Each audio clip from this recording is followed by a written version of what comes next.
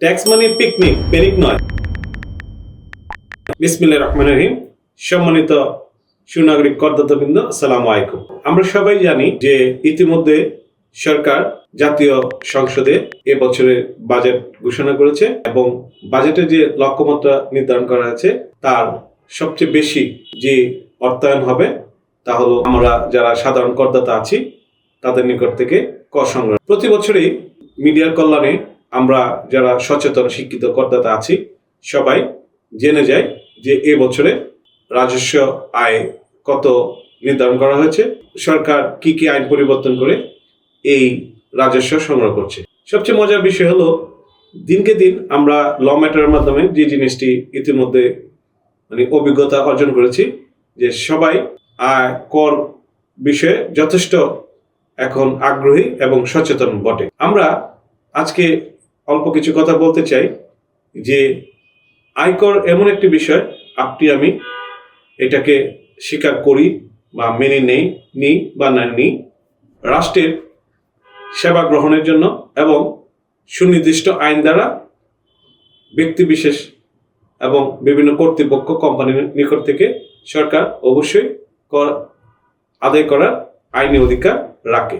আমরা করদাতারা এই বিষয়টি স্বেচ্ছায় মেনে নিচ্ছি অথবা এই বিষয়ে আমাদের আপত্তি যাই থাক না কেন, আমি ল ম্যাটারের পক্ষ থেকে যে জিনিসটি অনুভব করছি বা আপনাদের সঙ্গে এখন আমার নিরবিচ্ছিন্ন যোগাযোগের কারণে যে অভিজ্ঞতা হচ্ছে তাতে বুঝতে পারছি যে এটাকে আপনি পেনিক হিসেবে অনেকে নিয়ে থাকেন, কিন্তু আমার যে অভিজ্ঞতা আমি মনে করি এটাকে আপনি পেনিক হিসেবে নেওয়ার কোনো অবকাশ নেই, নেওয়ার প্রয়োজনীয়তাও নেই।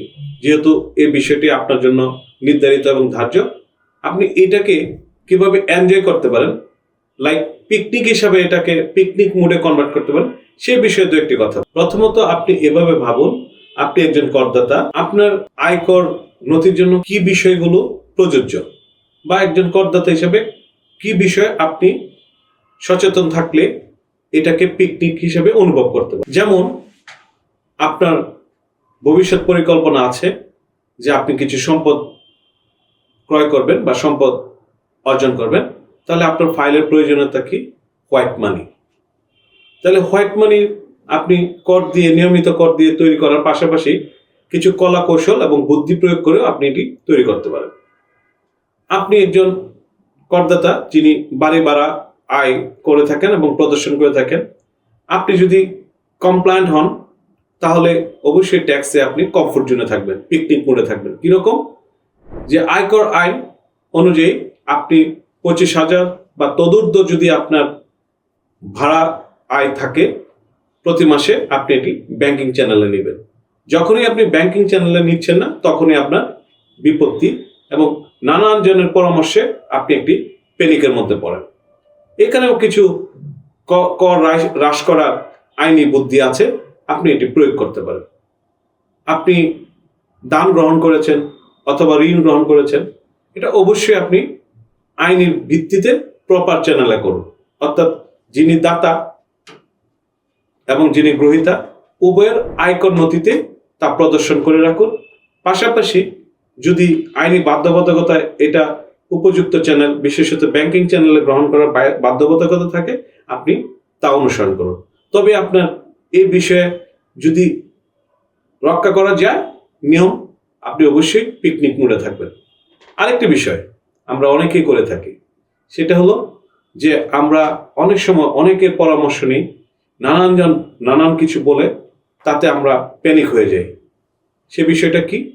সেটা হলো যে আপনার অনেক টাকা ট্যাক্স চলে আসবে, ব্যবসায়ী হিসাবে আপনি ব্যাংকে লেনদেন করবেন না, এরকম অনেক পরামর্শ দিয়ে থাকে।